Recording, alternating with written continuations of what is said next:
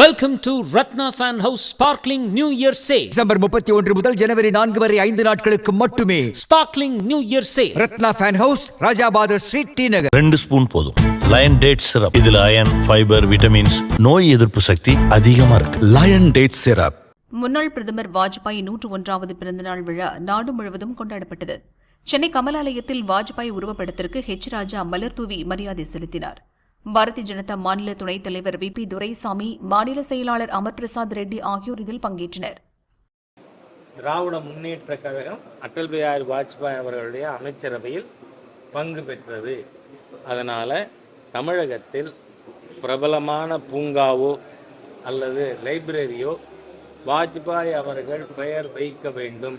அதுக்கு உடனடியாக தமிழக முதலமைச்சர், நீங்களே ஆட்சியில் இருந்தீங்க 5 வருஷம், ஆகவே அந்த மிகப்பெரிய ஜனநாயகவாதி இந்த உலகத்தில் வாஜ்பாய் அவர்களுடைய பெயர் வைக்க மாநில முதலமைச்சர் அவர்கள் நடவடிக்கை எடுப்பது. சட்டசபை இந்த ஜனவரியில் கூடுற சட்டசபை குளிர்கால கூட்டத்தொடரில் அதை அறிவிக்கணும் அப்படின்னு கேட்டுக்கிறோம். வெளிப்படையான தன்மையோடு தேர்தல் கமிஷன் இந்த எஸ்ஐஆர் ஸ்கீமை அணுகியிருக்கு. இது முதல் முறை அல்ல.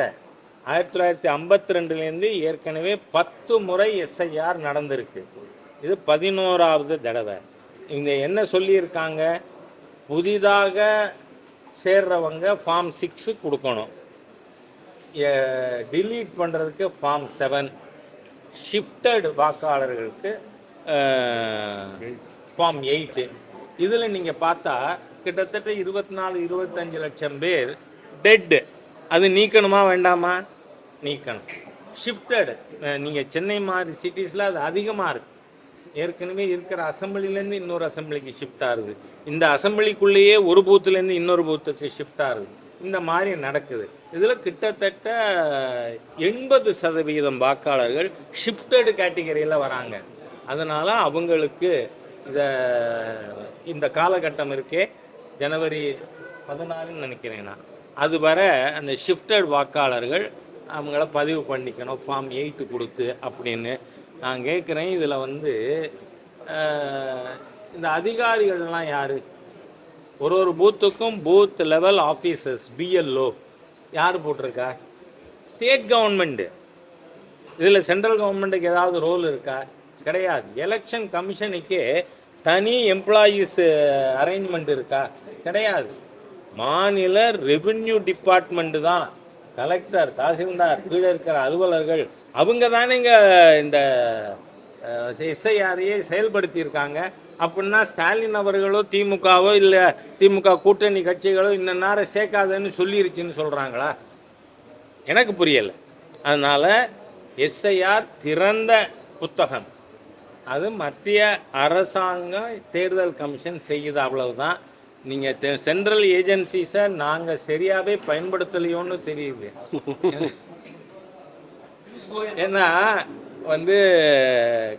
காங்கிரஸ் ஆட்சி காலத்தில் சிபிஐக்கு என்ன பேர் இருந்தது ஐயாவுக்கெல்லாம் தெரியும், லாங் ஸ்டாண்டிங் பொலிட்டிக்கல் லீடர்ஸ். அதுக்கு காங்கிரஸ் பியூரோ ஆஃப் இன்வெஸ்டிகேஷன் பேர்.